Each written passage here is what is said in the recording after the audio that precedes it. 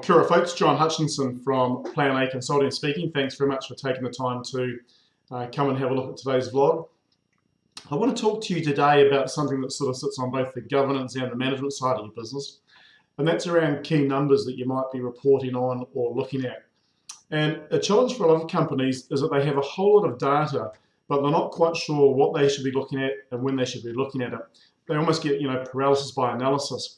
And because of that, they don't really get good reporting, and because they don't get good reporting, they tend to flounder a tiny bit, and they really just rely on what's in the bank to let them know are they on track or not. So I think when it comes to reporting, I tend to think in two different parts.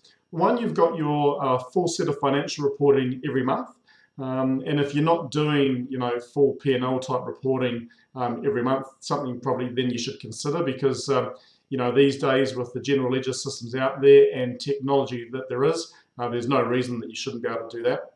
And I'm not talking just on a cash book basis, but more on an accrual basis, sales, receivables, payables, looking at the whole thing.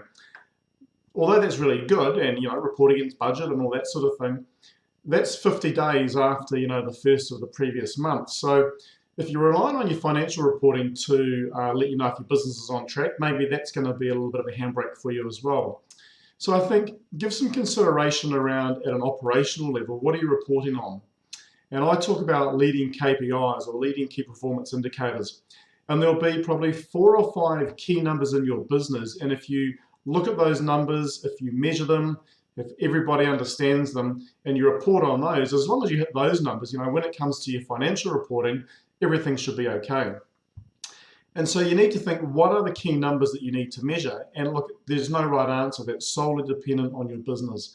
It might be the number of widgets you produce. It might be the amount of time that your machine's in operation.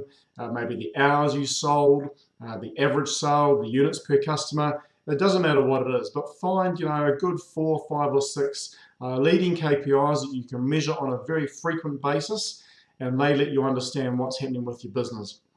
And then, think about the different roles and think, do the key roles in your business have KPIs attached to them? Because if they don't, how do you measure those? So if you have a salesperson, for example, how do you measure their sales activity?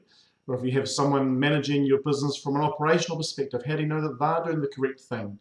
Or around your payables and receivables and cash flow, what are you measuring there? So great to have financial reporting, really important to have KPIs from an overall business perspective, but also have some KPIs around each of those individual roles. And then the last thing that you need to be managing, and I think measuring all the time through the month, and it doesn't matter on the scale of your business or not, and that's your cash flow. Cash is king. You can have as much turnover coming in the top end as you like, but if that's not converting to cash, then it becomes really, really hard. So have some good structure and some good processes around your cash flow reporting as well. And if you can do all those things, if you can have good financial reporting once the period's finished, if you can have good KPIs from a leading perspective through the month, some individual KPIs that help drive activity and understanding your cash position, you'll be doing really, really well. So today's business brief is simply, have good, solid reporting right across your business. Thanks very much for taking the time to watch. If you've enjoyed this, please subscribe to the channel. Feel free to share with anyone else. And until next time, ka kite. Thanks very much. Bye-bye.